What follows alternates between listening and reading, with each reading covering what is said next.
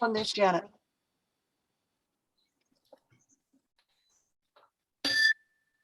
You're on.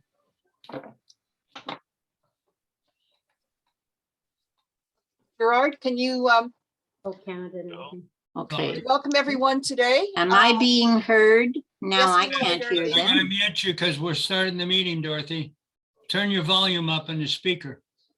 Could everyone I turn was their hearing. volume off? We're going to be doing their speaker off.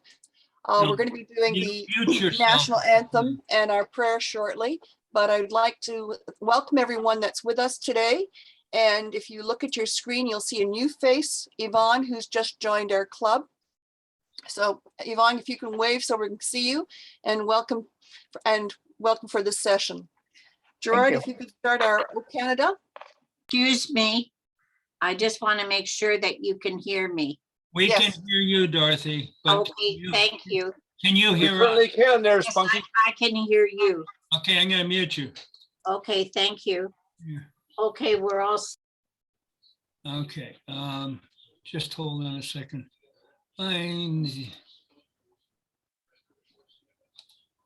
Okay, in honor of next Tuesday, next Tuesday, which is the Canada Flag Day, I'm going to play this version of O Canada.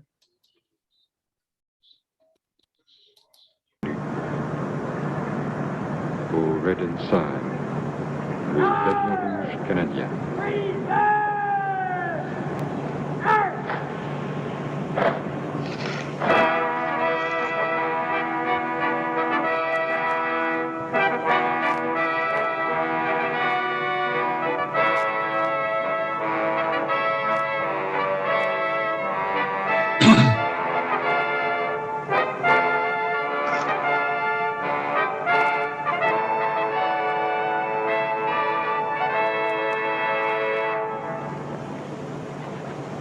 February. L'étendard a été amené par le sergent Albert George Goswell de la Gendarmerie royale. Ô Dieu tout-puissant et éternel, vous qui avez établi le principe de la fraternité humaine dans l'autorité de votre nom, qui en avez ordonné le...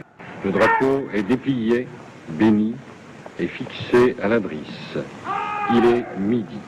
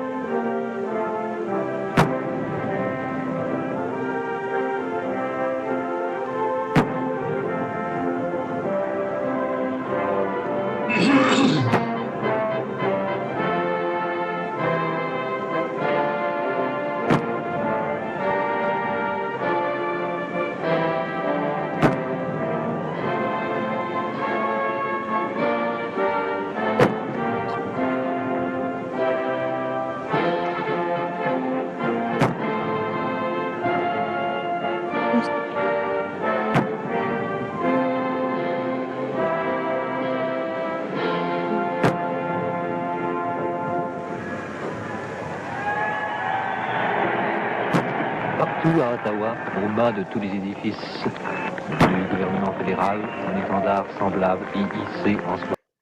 Sauf au sommet de la tour de la paix, où flotte l'étendard.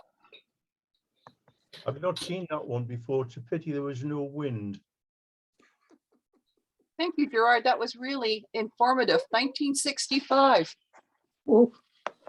Oh. Now I was looking for Dorothy. Dorothy, can you do our acknowledgement, land acknowledgement, and our probus prayer?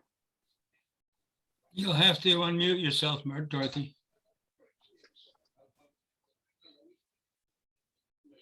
Okay. Lord, we stand for every race, for every creed, from every place. May peace the world embrace. Amen. Land acknowledgement. We acknowledge that this meeting is taking place on the traditional territories of the Anishinaabe, the Haudenosaunee, Huron-Wendat, and most recently the Mississauga of the New Credit First Nation. Thank you, Dorothy. Thank you. Okay, we'll start the program now.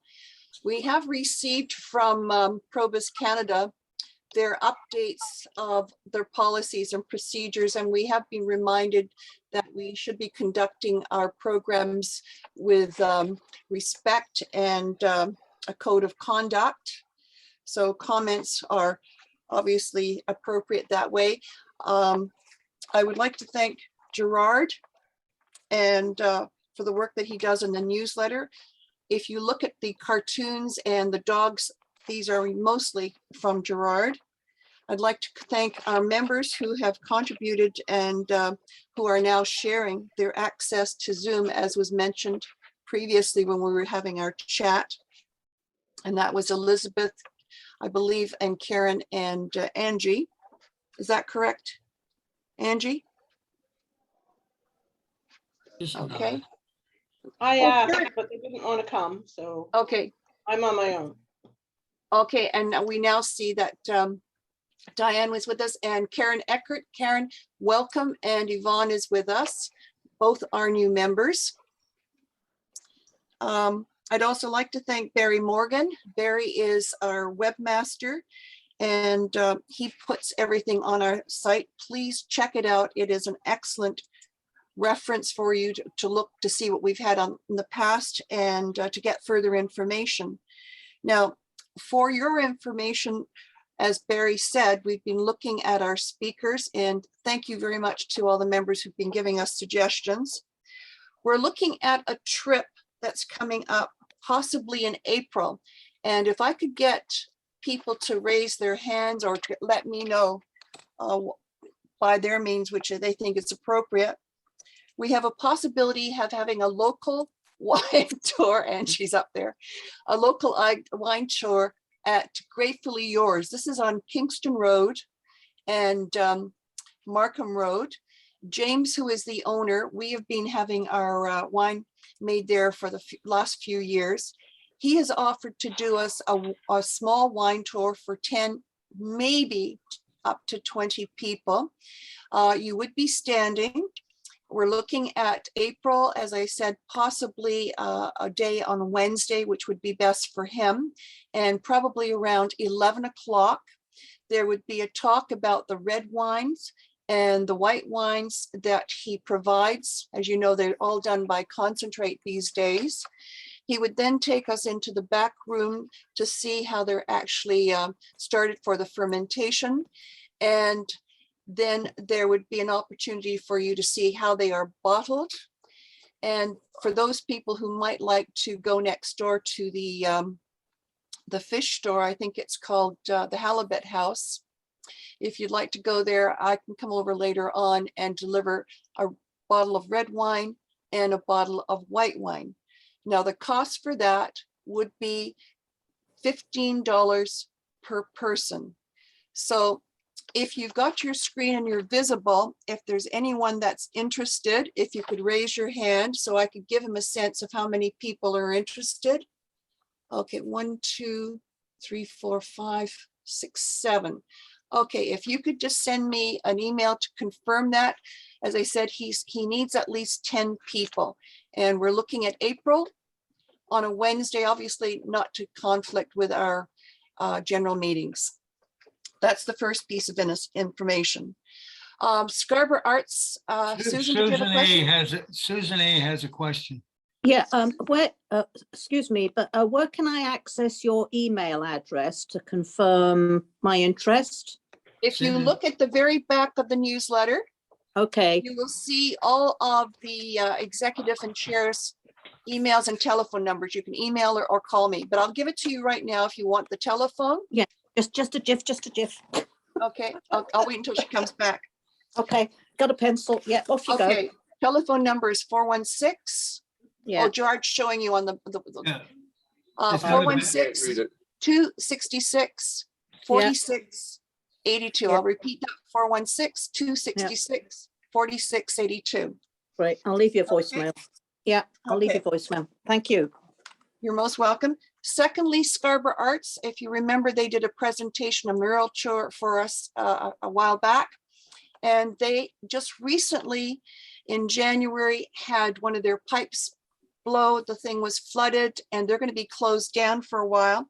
But when I was speaking to Derek, he made me aware that there are a number of opportunities if anyone's interested in being on the board of directors, and they're having their AGM coming up. And also they have a number of courses that look quite promising if you're interested in art, and there's some other writing programs. So please check the website there for Scarborough Art. And this Saturday, another friends of ours, the Friends of Cedar Brook in Thompson Park, they're offering a program walk at 1 o'clock at Cedar Brook Park, where they have the parking area. And that would be starting at 1 o'clock if you'd like to go out for a walk. We did have our own walking group, but we suspended it until it gets a little bit warmer. Also, if you like the Toronto Symphony Orchestra, I believe Barry has put the information on the website. They are offering free concerts. Today is the deadline. So if you go onto the website for the Toronto Symphony Arts, they do have a free program for you. Can I just mention, Wendy? Yes. Apparently after the concert tonight, I can get the link, which I can post, and it'll be valid for 7 days. As far as I can see, there's no restriction on copyright. It's available for a week, and I can post that on the website. Perfect. But I don't get the link until after the concert finishes tonight. But you have to register, and I believe the concert starts at 7, correct, Barry? Yes, Okay. an hour and a half. Also, as you know, the Guildwood area, they have a monarch butterfly project, and February the 13th, they have a website reference to that if you're interested in that. And for those of you that like listening to lectures on a regular basis, another group that we approached as our executive to do a presentation for us is called Circles Enrichment. And they offer Zoom presentations for individuals on a regular basis. They're $12. We asked them about our group, and we can look at their promotions.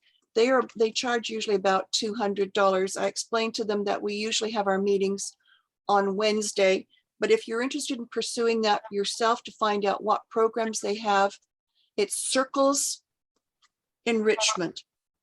Okay. Can you ask this? Okay. I just want to know who Oh, it is. I wait, don't question. Who is Elizabeth iPad? Is that Elizabeth? know. No, she's over there. Could be Atkinson. I don't know. Yes. Who is Elizabeth iPad? Oh, probably Elizabeth Atkinson. Okay. Ah, Okay. Hi, sorry I was late. I Okay, haven't been on wonderful. your meeting for a while. Okay. no. So Oh, it's and Edith Edith Ann. Ann, wonderful. Also, if you are interested in the arts, as you know, I'm an artist background. The AGO, the McMichael Art Gallery, does offer virtual programs and tours. And the Ontario Science Centre, they have some fantastic programs that are available to online, really great opportunities for children. So again, they're all virtual websites. If you have a computer or if you can go and use the library, check those out as well.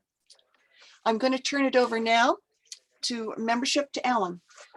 Okay, well, we have 73 members, which consists of 62 who have renewed and 11 new members. We're actually doing very well in the new member department. And maybe we can add to the renewed group if we can get Elizabeth Atkinson to renew as Yes. well. Yeah, that's right. You will be getting it. Oh, cool. A little bit of arm twisting. Oh, no, I was doing it anyway before. No, it's a joke. That's okay.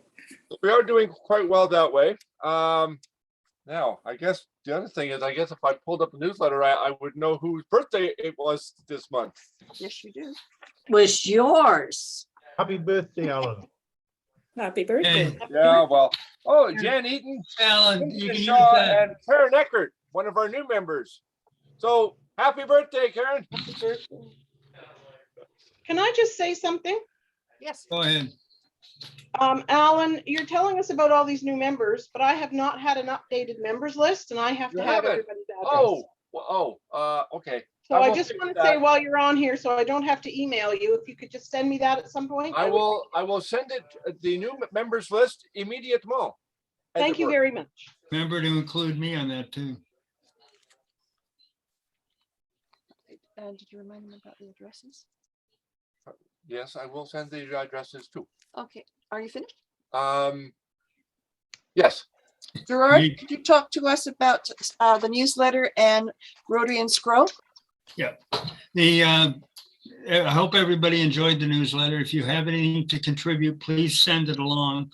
The deadline for making sure that an article or anything gets in the newsletter is 1 week, the Wednesday before our general meeting. So next month it's March 2nd. Now I'm going to share a screen and what we have coming up next Thursday, the Our Scarborough session on February 17th is a talk about the Black History Month and what Scarborough residents have been doing with respect to Black History Month. I actually forgot to put this graphic in the newsletter. So if anybody wants to attend, and please, we've learned an awful lot about what's happening in Scarborough after the first year of having the Our Scarborough Zoom sessions every 3 weeks on a Thursday evening. So you go to scrow.ca for Scarborough Community Renewal Organization and click on the tab Our Scarborough and you can register the event. It's a free event. And we have the highlight speaker of Leanne Woodstock, who started her own company in Scarborough. And then we have Greg Frankson, Dwayne Morgan, and Andrea Thompson talking about some of their artistic work that's been done in Scarborough over the last few years. Are there any questions about that? Didn't think so.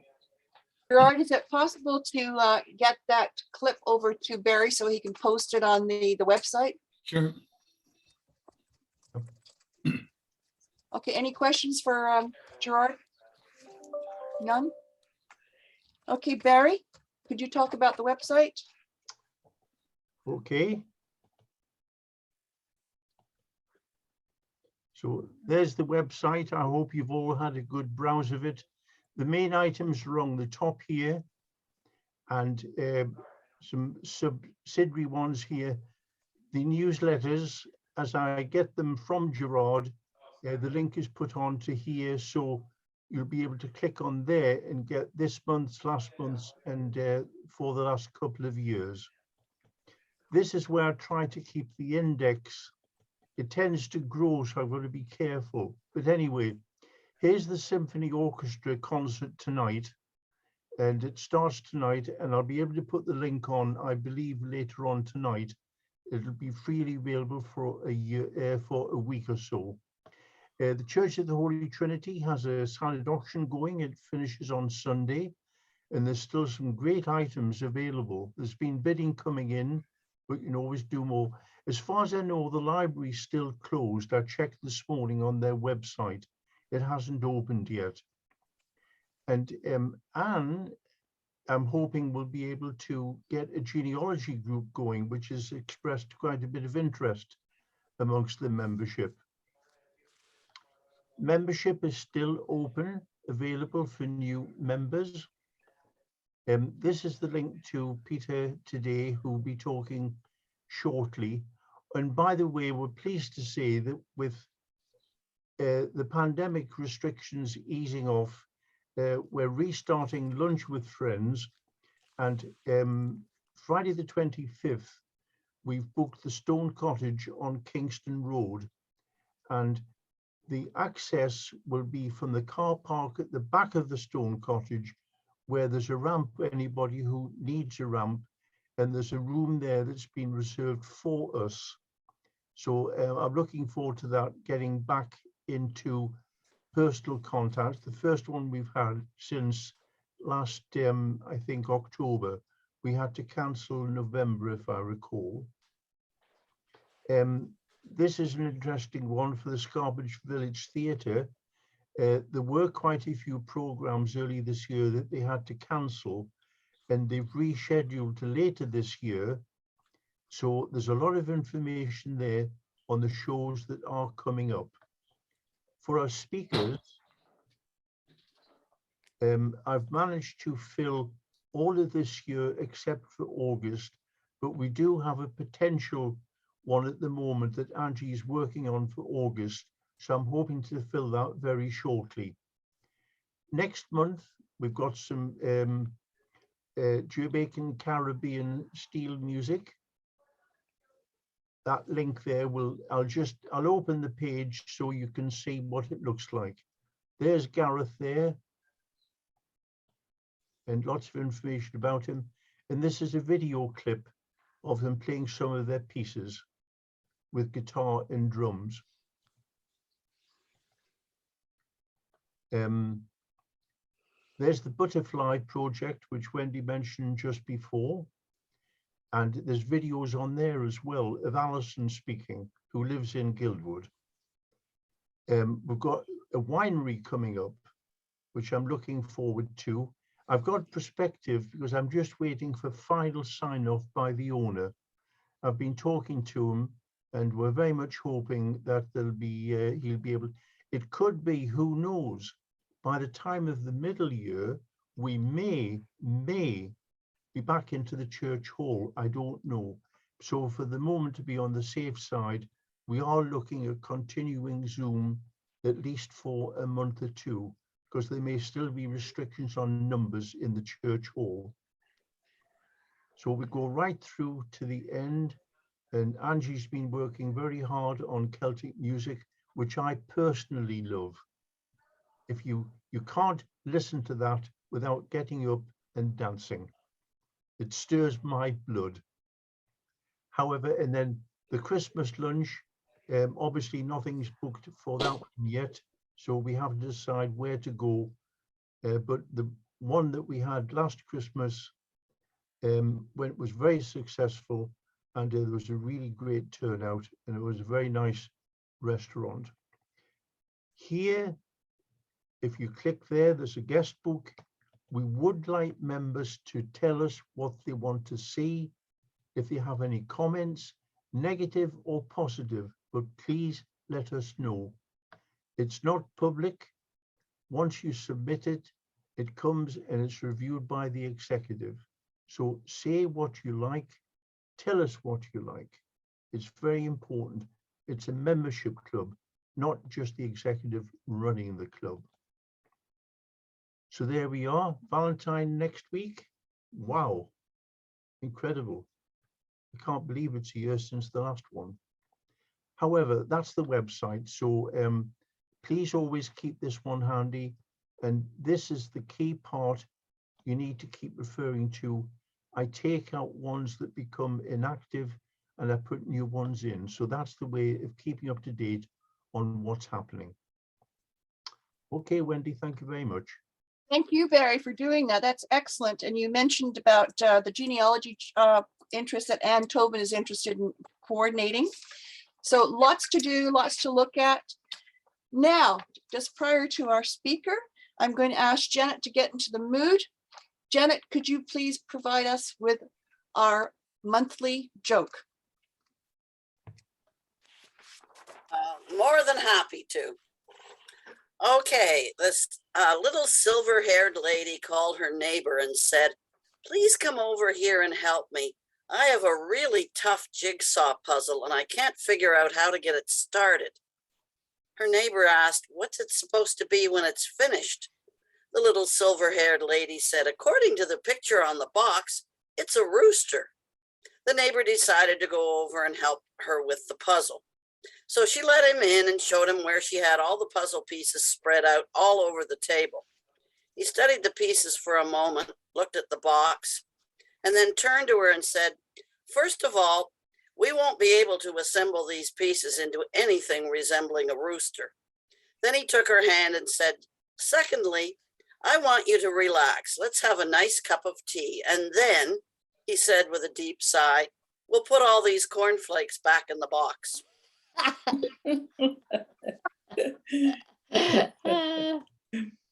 Thank you so much, Jeff. Oh dear. Always enjoy them.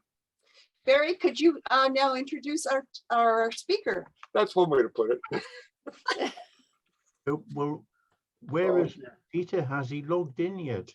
Peter Miller. Oh, I don't. I haven't seen him yet, Barry.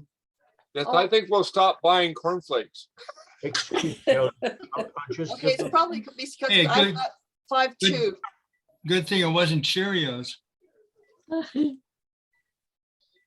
if I can just add a couple of things, I forgot to mention with the Scarborough Arts, if you are interested, the program that they're offering is Art for Everyone. And that starts in March, 2 o'clock till 4 o'clock. And there's about 5 sessions there that they have that. I believe it's Mondays. And then Migration on the Arts is another one. Yeah, I'll look out for and you. that will be on Tuesdays, 6 to 8. And that starts February the 15th. The Art for Everyone, sorry, correction, it starts at February the 14th and it's Mondays. Again, these are courses that are offered once a week. Oh, I beat it. For 2 hours. So it's all free if you're interested in registering for those programs. Barry? Okay, Wendy, there's Peter at the bottom there, Peter Miller. So I'll just introduce Peter. I'll explain that I met Peter quite a number of years ago. We were both teaching at Centennial College. We were both professors in the School of Business. We're on different programs, but we used to cross each other in the corridor on the way to class, and we'd have a bit of a chat and maybe coffee, I forget now, but anyway, so Peter and I have known each other for quite a while, and it's good to connect because since we retired, we're still both working, aren't we, Peter? We're still working. Retirement, I don't know what that word means, to be quite honest, but it keeps your mind active. So I'll just explain about Peter. The topic is Community Innovation Hub, and it supports innovative leaders in communities of faith to engage with change makers in their neighborhoods and local communities, to rethink how we can all work together to build and support a society that prioritizes sharing, giving back, partnering, and coming together cooperatively and commonly, motivated by something deeper than profit, spirit. In other words, very much community related, which of course is what Probus follows as well. Peter is a former commercial banker, a college professor, serial entrepreneur, social innovator, and social enterprise coach, and is the co-founder of the Community Innovation Hub. With a co-founder, they are both passionate about social innovation, social enterprise, and corporate social responsibility, as demonstrated in their book, The Give Back Economy. All royalties go to the Give Back Fund to support development and growth of community hubs, community innovation hubs, agri-hubs, co-working spaces, and maker spaces across Canada. Peter was interviewed a while ago on Spotlight, and there is a video which is clicked on his web page, which is on the website. It's a 25-second introduction commercial. Once you get past that, it's Peter talking about his career and what he's done. And there are links to the Community Innovation Hub as well to the website. So Peter, over to you. I'll let you go. Go ahead. Thank you very much, Peter. Thank you, Barry. Is somebody going to share the screen? There we go. Okay. So thank you for inviting me today. This is what we are, and that's our website and our logo. So if we could just go to the next slide. Okay. So just some terminology, because this may scare people. A hub is unused space. And that unused space can be anywhere. It could be in a community of faith, because a community of faith, for example, are using 20% of their space, and a lot of it's unused. But it could be in a library, it could be in a community center. Social innovators are people who come up with ideas that will give back to their community. And I've been involved with a number of those. Social enterprises are organizations, and they can be a for-profit, a nonprofit, or a charity, as long as they give back to the community. And they can be very small, they could be a restaurant, or they could be Walmart. Walmart has an organization of 9 people who are responsible for giving back to community. Community challenges, we ran them in the fall where there was a problem in the community. And the idea was to come up with solutions to that problem, post them so they could be copied or replicated in other communities. Okay, next slide.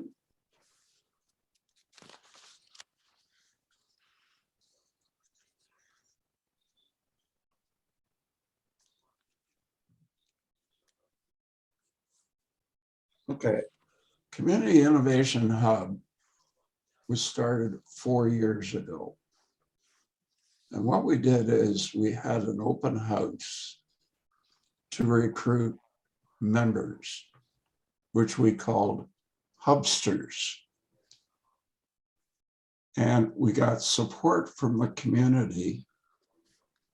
And the first one was operated out of a United Church in Markham, where we were given space in the basement area for workshops and meetings of the hubsters. We recruited some of the local business people to come in and do workshops. And these hubsters, as we call them, became like a family. And then we held an open house where we had the mayor, we had the director of economic development, we had some of the hubsters put on entertainment, and we just had a lot of fun. And the hubsters set up booths. And all of these hubsters give back to community. And that's what really makes a difference. Next slide.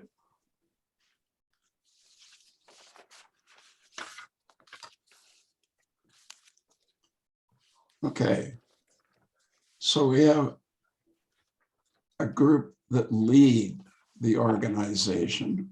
We have an operations person and a coordinator. We have advisors. We have 15 volunteers who volunteer their skills and their experience. We have members and supporters.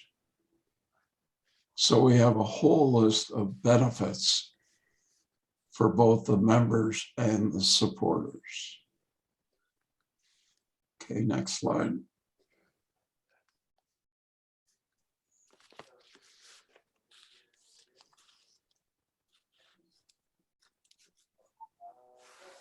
So there's the first hub that I mentioned. And that's what really happened, is they became like a family. And that's what really made a difference. They learned from each other, they shared, they provided sales leads and referrals, because these were small business and nonprofits and charities. And the key thing was learning from each other. Next slide. Okay, so what we have, and I know I can't click on this, but the whole concept here, if you look under Hub Maintain Resources, there are podcasts. And for those that aren't aware what a podcast is, it's an audio version of an interview. And I've completed over 100 interviews with different people who give back to community. So I'm going to give you a couple of examples. One of my favorites is the Diana Awards. Each year in London, England, in June of 2021,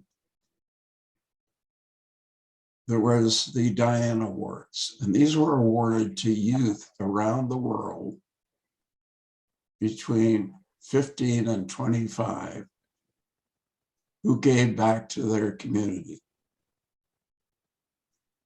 I'll tell you about one of them. I interviewed 4 of them, and they're on the website under that section. One was a 17-year-old girl from Pennsylvania. And what she created, if we take a baseball hat, inside she put a technology device. And it's a COVID device. When you walk within 6 feet of a person, it beeps to tell them not to get any closer. Yeah. So what's interesting about this 17-year-old with braces is I asked her, had she thought about what she was going to do when she got her PhD? Not if she was going to get her PhD, But when? what she was going to do when she got it. And she said she'd already thought about what she was going to do. So the second story I want to tell you that is also on the podcast interviews is the story of a lady who was at Queen's University. And she was a social worker. And she went into the penitentiary in Kingston. Right across from the teacher's college. To help A women's pen, that is. help the prisoners in the jail in Kingston. A gentleman in Toronto at Scarborough Town Center shot and killed a person. And this person went to jail in Kingston. This lady met him in jail and she married him. And they moved to British Columbia and they started a farm, 3 acres. And that 3 acres of farm is looked after by prisoners from the local jail.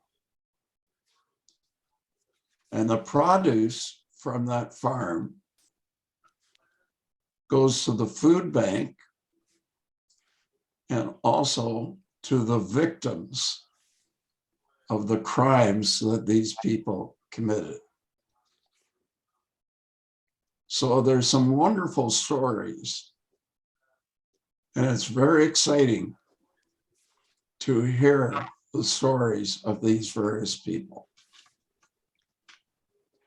So if you're having trouble sleeping, I recommend that you listen to a couple of the podcasts. They're by category, and you could have a very interesting story. The second one in that section is a whole group. Oh, there are over 100 of those podcast interviews, but they're categorized. The second area in that section is ideas. Ideas that could be implemented for low or no cost in the community to give back and make a difference in the community. So the podcasts are fun.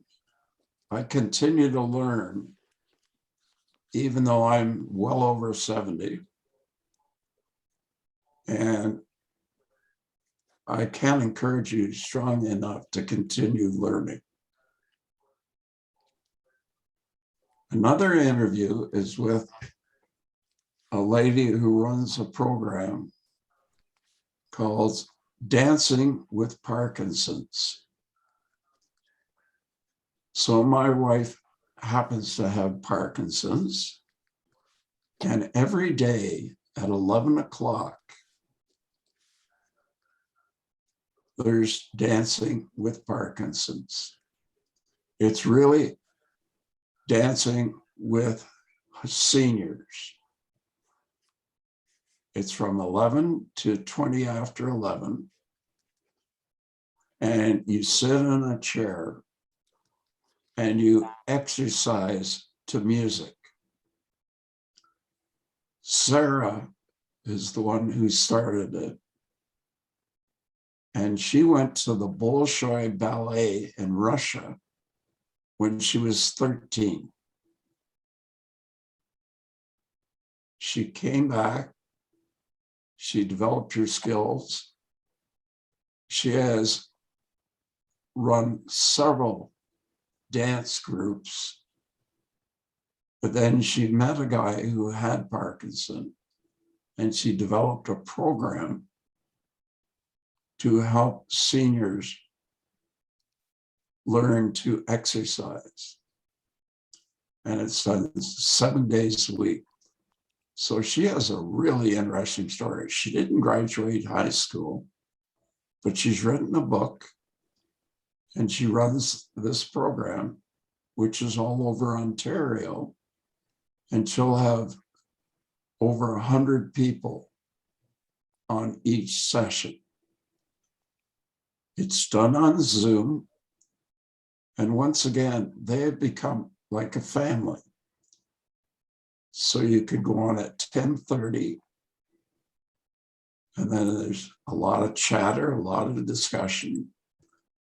And after the session at 11:20, there's discussion until about 12.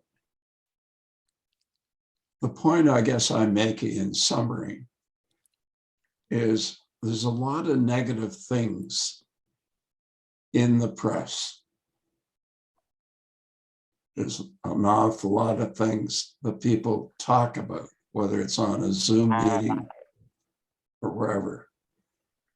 But there's also some incredibly positive ideas and organizations that are contributing to and giving back to community. So if anybody is interested in participating or volunteering with us, you have our website address. And my name is Peter Miller. And or if, as the suggestion, you could support us financially or in kind or volunteer. Or with many of you, if you could provide referrals. So my email is peter@communityinnovationhub.org. So thank you for listening to me.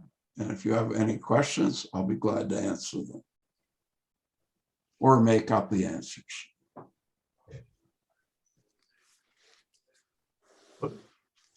Thank you, Peter. That was quite some very moving stories you mentioned. The support services after prison, that's quite an incredible story. I hadn't heard that before, but thank you for sharing it with us. Okay, questions for Peter, please. Peter, were you going to give us a listen to one of the podcasts? I'm not controlling my PowerPoint, so. It was one of the last slides that we've just seen. There was a link there. I can try to bring up, what do you want, the second one or the first one? First one. I think it was the second last one. Oh, Peter's no. doing the controlling, Barry. Yeah, the first one. Yeah, okay, hold on a second. Let me go across to it. Oh, wait a minute, here we go. Peter, They're 30 minutes long. They're not exceptionally long to listen to.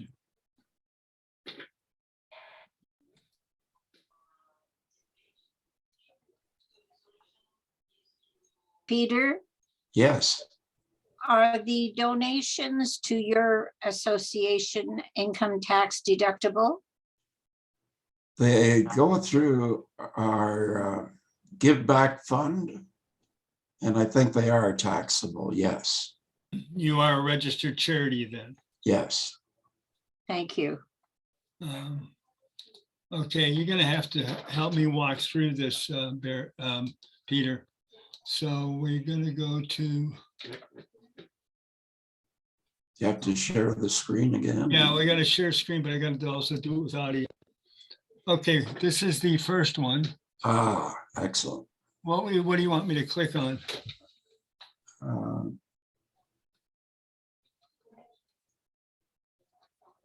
Okay. Okay, let's see. I think there's a good one here. Okay, you see where it says the long distance grandparent? Which one? The long distance grandparent. Oh, yeah, okay, you want that one? Yeah.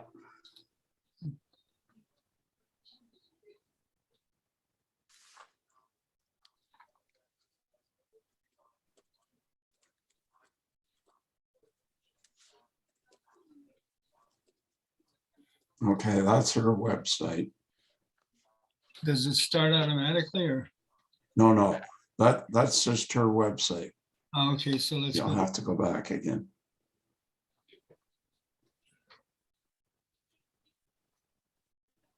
Oh, listen to the podcast, right? Yes.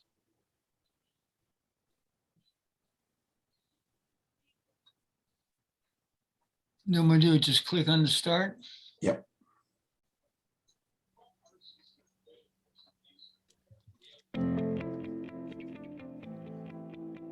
Oh, it's audio only.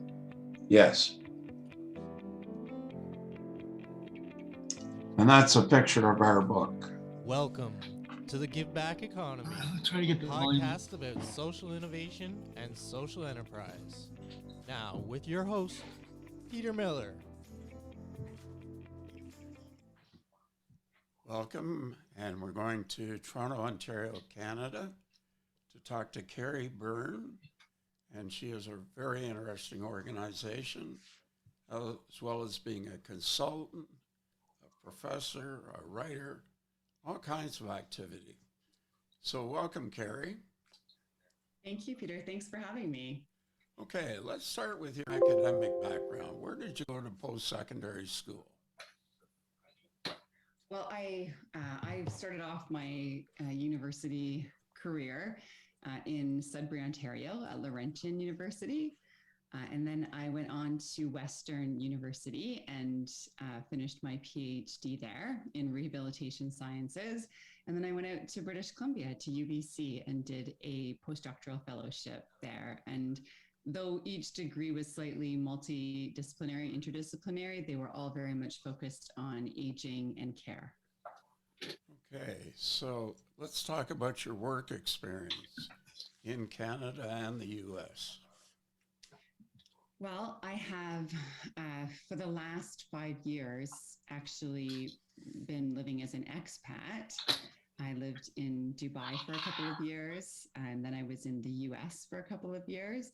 And while I was in the United States, I founded a company called the Long Distance Grandparent. And I launched a membership program for grandparents called the Long Distance Grandparent Society. And that really was born out of the emails that I was receiving from grandparents who were looking for ways to stay connected to their grandchildren. And I knew that it was very possible because I had been able to keep my 2 young children connected to their grandparents and family from a distance. So after almost 25 years studying aging and care, I took all of that knowledge and put it into the Long Distance Grandparent and the Long Distance Grandparent Society. Okay, what about Dubai? What did you do there? Dubai, I just tried to survive initially. We moved there, and it was rather sudden. It was a sudden decision, and we had been living happily in Toronto with my husband and my youngest, and he had just turned 2, and so we moved to Dubai, and I didn't really know what I was going to do, and so I actually ended up having our second son while I lived there. Met a group of really phenomenal women. And it was actually in Dubai that I hatched the idea for the Long Distance Grandparent, because Dubai, of course, is very, very hot for a good chunk of the year. But in November, it starts to become just a beautiful place, and you remember why you're living there. But I also used to call it grandparent season, because this is when all of the grandparents would show up to visit the expats who lived in Dubai. And so the beaches were filled with grandparents and grandchildren playing together. And so while I was on maternity leave with my youngest, I started to interview grandparents who were coming over to visit grandchildren who lived in Dubai. And so these people were from all over the world. I interviewed. Okay, I'm going to suggest we stop here. And grandmothers from India. And if we could just go back one.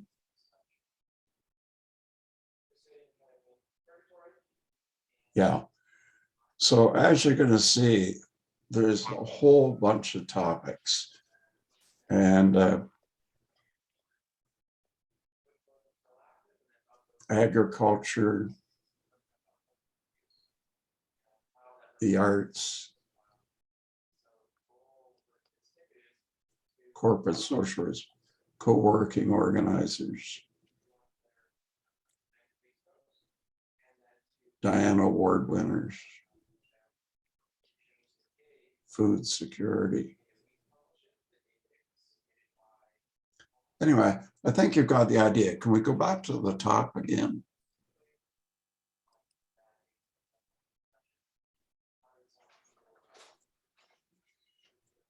Okay, sorry, just down to the latest, just down the page a little. Down a little further. Okay, the one I wanted to mention just briefly, and Barry, you're going to tell me when to stop talking.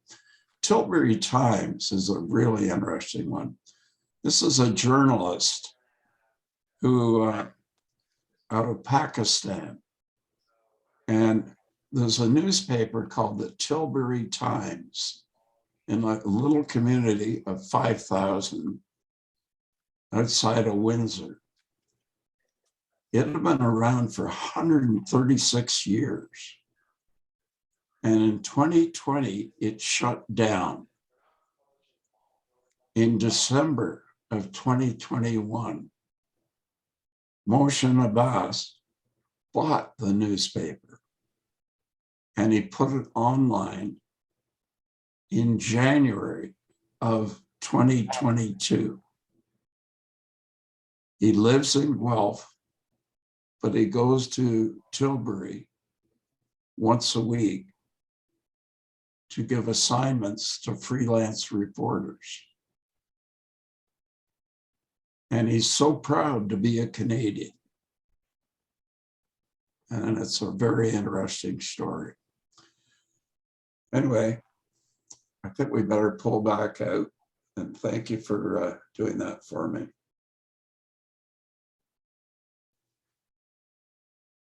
So Barry?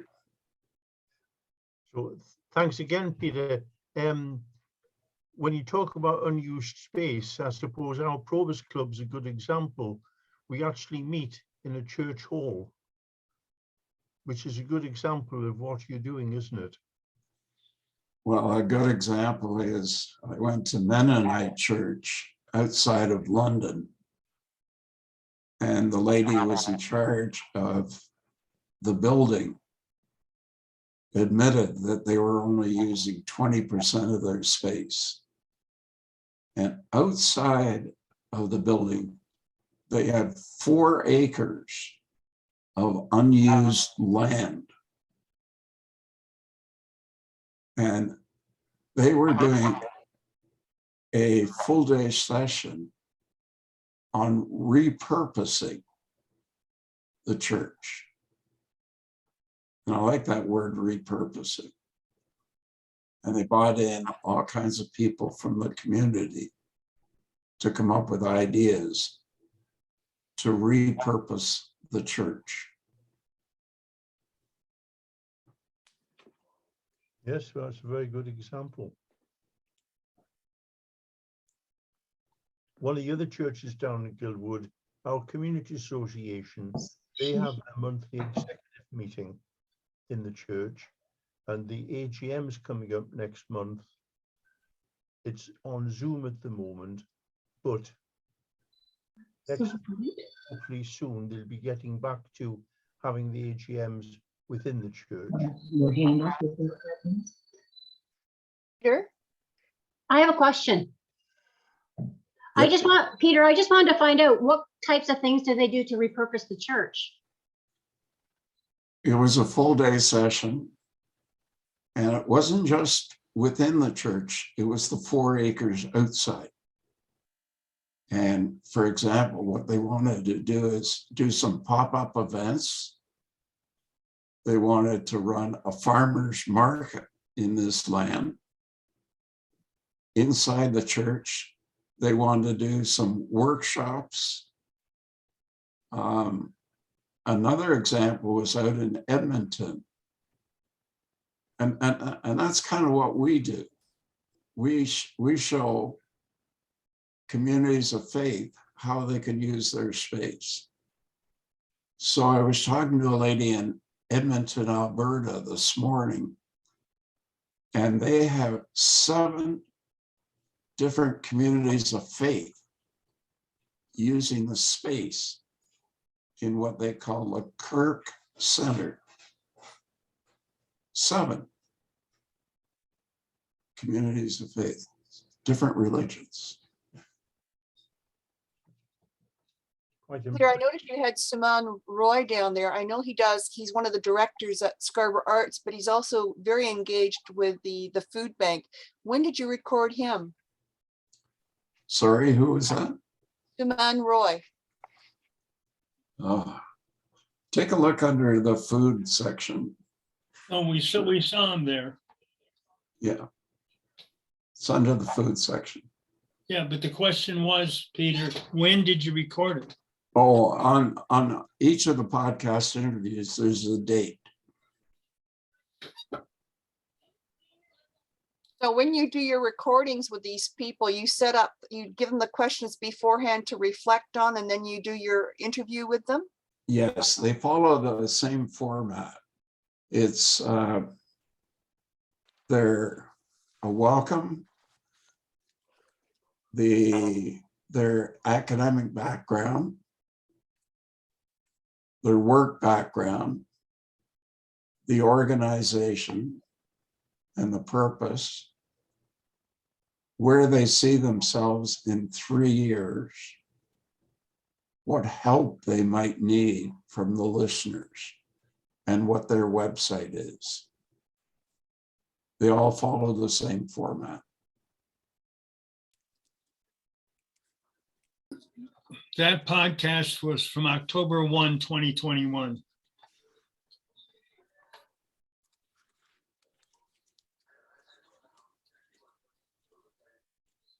They're all about 20 minutes then. Yes.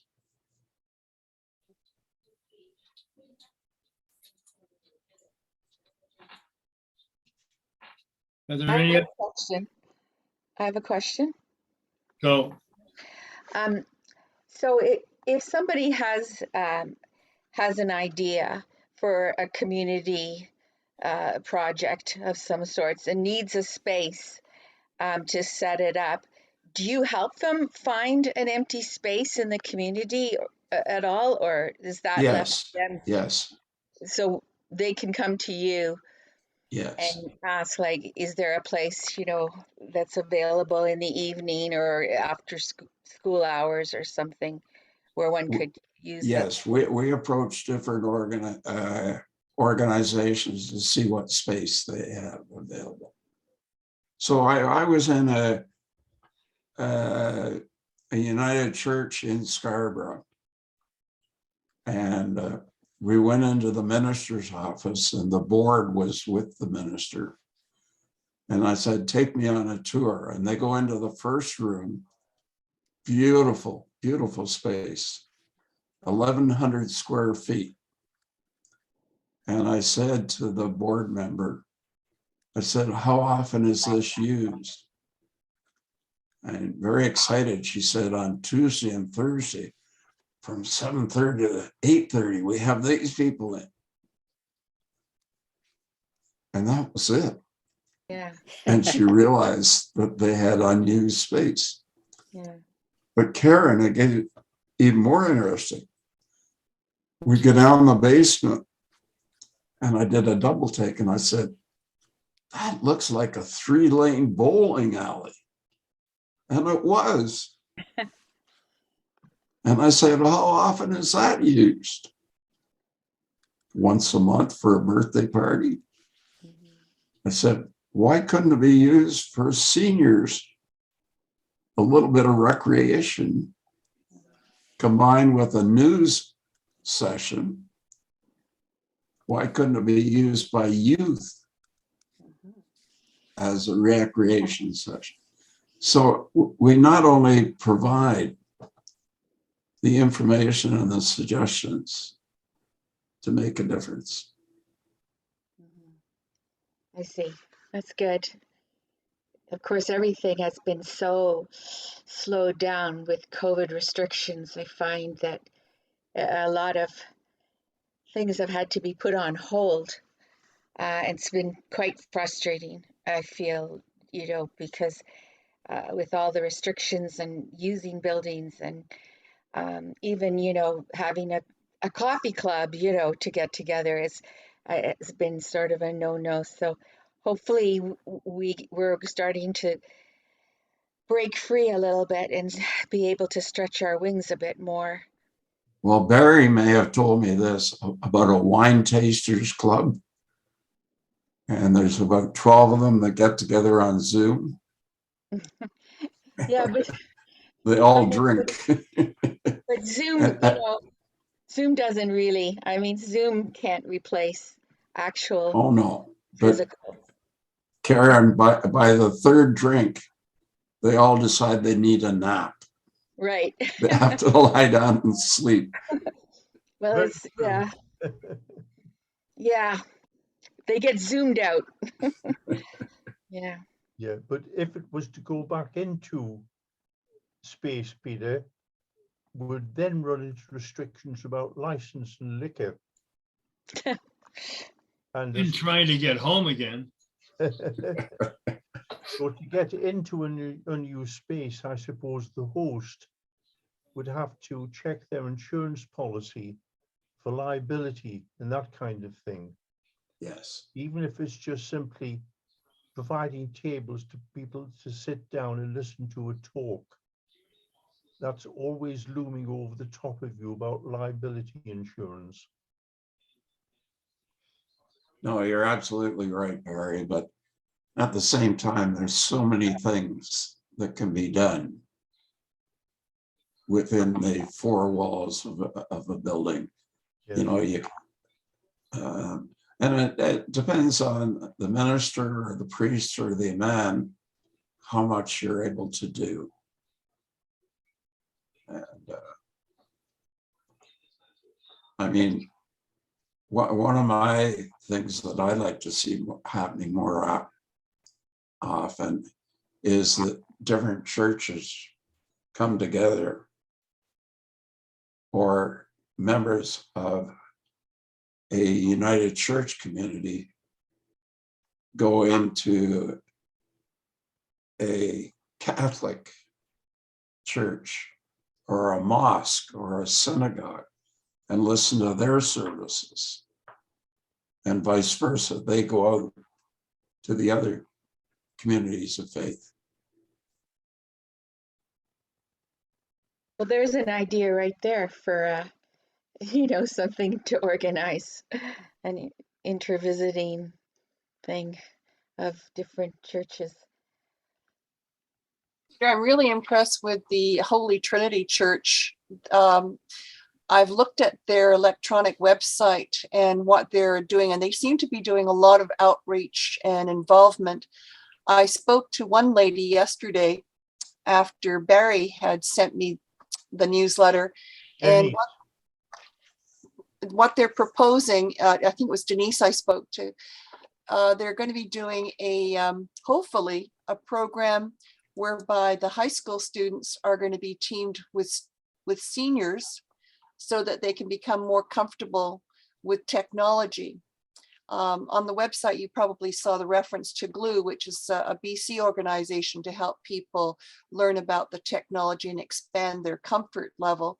But in this day and age, everything with the services, I went into Shoppers Drug the other day and they insisted that I had to use the automatic payment machine rather than go to the cashier. Everything is becoming less personal, shall we say. Yes. One of my podcast interviews, it's Mittler's Senior Tech. This is a 17-year-old out of New York City, and he runs technology classes for seniors, both computer and telephone.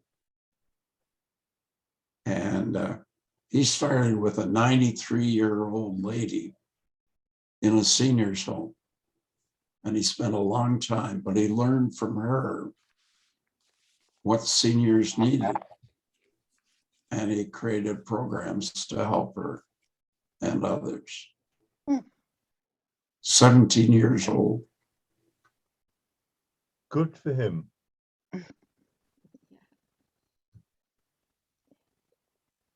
Hi, Peter, it's Elizabeth. I had a question for you. I used to work for the Ministry of Housing years ago, and back in the 1980s, 1990s, there were housing programs, for building housing, like non-profits, life leases, things like that. And I remember a lot of the churches were able to get funding, and they built housing, non-profit housing on their land, and they would have their church at the bottom. And I lived in Toronto, and that's where I saw a lot of these housing projects being built. They really are a wonderful idea, because where my friend does voluntary work and she goes to church. They built a nonprofit building, and then their church is on the ground floor. And then they have a basement where they have a drop-in center. And then it got expanded to like food banks, all here in Toronto. So I'm wondering, do they still do that these days? Like any of your churches that you know of? Absolutely. Many of them run several programs, and not nationally. I'm talking nationally now. They run a wide variety of programs. Oh, lovely. Okay. And but on a slightly different note, one of my things that I did that I'm quite proud of was a program called the Homeless Entrepreneur, teaching homeless people how to start a business. And many of these people are very bright, and they've done something wrong, and they just need a little bit of help. A hand up, not a handout. I agree. I think that's a wonderful philosophy. There's so much that we could perhaps do in that department, like as a society, you know? Yes. Because our penal system is not the answer. And it's the same in the Western world, you know? I come from the UK, it's the same there. You put people away and give them a 25-year sentence, and what have they got when they come out, you know? So, okay, thank you, Peter. So Elizabeth, you're bilingual like Barry. Yeah, right. You both speak a My different Canadian's language. not so good. Peter, But I do say banana and tomato. I'm trilingual, English, Canadian, and Geordie. That's a great one, Peter. Thank you very much. Thank you.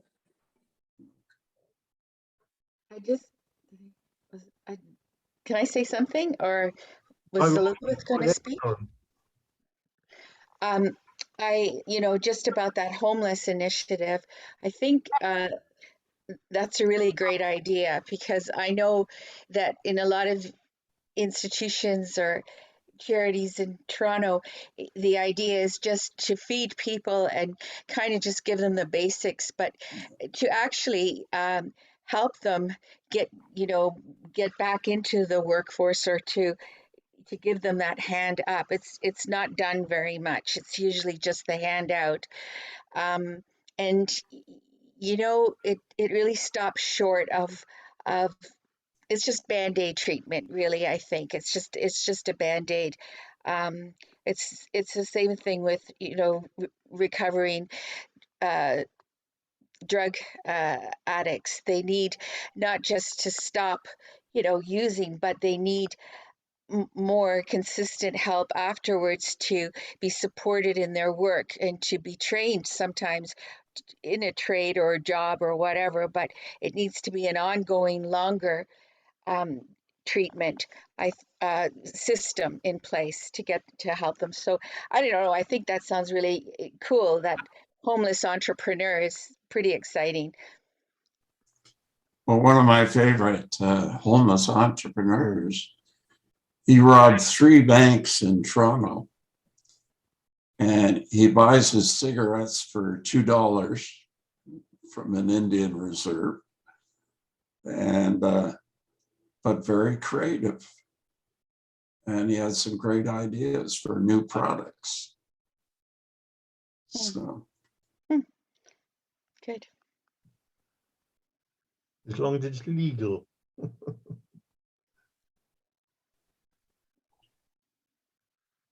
Barry, I think I have to go. Okay, then. Well, thank you so much, Peter. So we now come to the most exciting part next to you of the whole program. We have a spinning wheel with all of our members' names listed, including the latest people to join. And the lucky winner wins a gift voucher for Tim Hortons. You don't get much better than that. So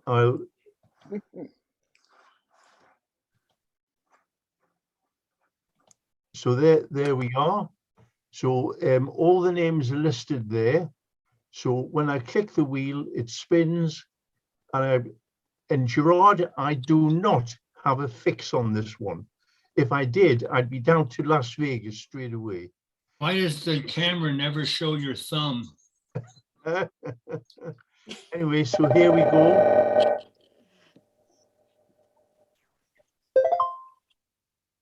I think, is Jean logged in today? Ron, I just have to look up something and I'll tell you. I don't see her, Barry. Hold on. Jean Barrett today? No, she's not here today. Okay, in that case, sorry, Jean. So I spin again.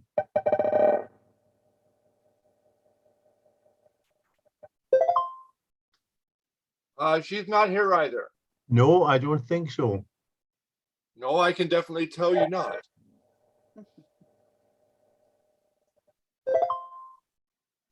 She's not here either. Elizabeth, Okay, that's 3 times. I've never. Relatives don't count. Can I say something about Agnes? yes.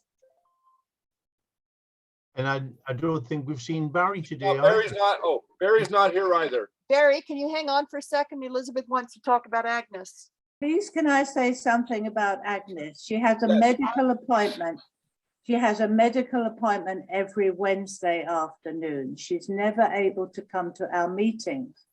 She was at our Christmas lunch and she'd love to go to lunch with friends, but she's renewed her membership. She's a founding member as well. She's part of the group that sort of, were the first members. Could we make an exception for Agnes? I defer that one to Wendy. And normally our policy has been you have to be a participant in today's meeting. I understand. Presentation. I do understand, and I know why you have the rules. Yeah, we've taken the time to come and support the club. But it would be nice, perhaps, because she cannot, for medical reasons, come on a Wednesday. Well, I think we can't do that today, Elizabeth. I think that becomes an item then for the agenda for the next. All right, thank you. Okay. Is that okay? Yep, and Barry's not here either.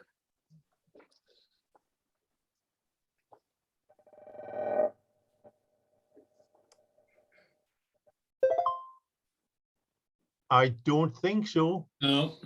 Yes, Eleanor, I think she is, isn't she? There was an Eleanor on the screen. I am. I'm here. I'm here. Wonderful. Congratulations, Eleanor. Now, of course, you will have to actually renew now. I thought I had. No. Well, we can talk about that later. Eleanor, congratulations with your Tim Hortons card. Yes. Okay, well done, Eleanor. I'll get this to you. Okay, that was about 6 or 7 times we've spun. I don't think we've had that many before. Anyway, it did work, so I'm pleased about that. You did, right here. So there we I am are. wrong. Thank you very much, Barry, and thanks very much to Peter. Is Peter still with us, or has he gone? I apologize. I was incorrect. He's gone. Okay, just a reminder to everyone, we meet again in a month's time. You heard Gerard mention about the deadline for the newsletter articles. If you're interested in the Toronto Symphony Orchestra, go onto the website today and register for that. Today is the deadline. Our next meeting will be March the 9th, when we have the Steel Pans, history use in the Caribbean Festival, and a performance by the 2 chaps, Gareth Burgess and I think it's Keith Denagel. Okay. And if you have any ideas or suggestions for our future events, Last thing, if anyone is interested on that wine tour, which will be in April on a Wednesday, 11 o'clock, I'll determine the date, but I just need to confirm that I can get at least 10 people. So please email me, wendyhooker@rogers.com, or phone me at 416-266-4682. Thank you very much to everyone. Wendy, please provide an article for the next newsletter for the wine tour. I shall do that. Thank you. Good, well, is that it, Wendy? Okay. Anyway, so thank you, everybody. Thank you for joining us. Look forward to seeing you in a month's time. Thank you. Thank you. Yeah, bye. Bye-bye. Good night, all. Stay safe.